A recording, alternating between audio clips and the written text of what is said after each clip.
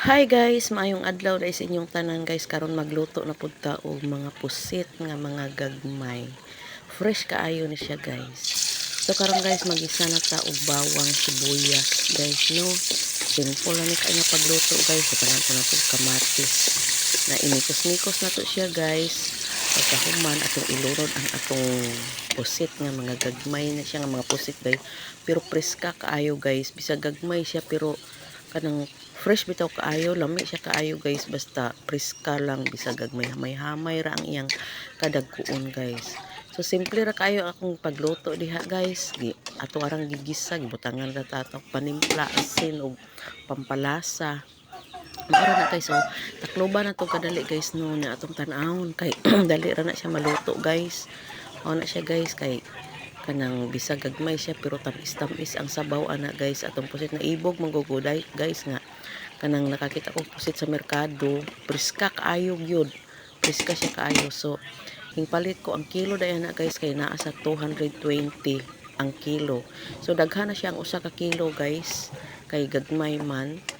Tuara na diranggi mikos-mikos guys na dali na kay maluto ang atong pusit kay gagmay guys. So butangan na to siya og kaning sibuyas, dahon og sili para dagdag pod ang kahumot nato ani guys. Lami na kay itong kaon ani guys kay mga kuan bitaw guys, kanang gagmay siya nga pagkapusit guys nya gisabaw-sabawan na to gamay guys kay paborito sa akong anak ng isabaw gina ang iyahang kuan ana sabaw sa pusit kay lami kayo.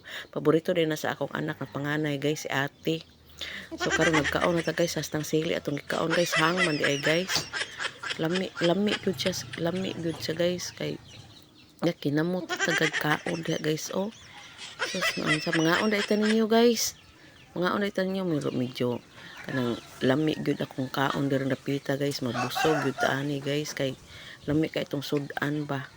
So, mauni day guys no, daghang salamat sa inyong suporta guys. Magpasalamat ko pirmi sa walang sawang panonood ninyo sa ako mga video guys. So, nahurot na gyud guys ang ato ang ikaon guys no.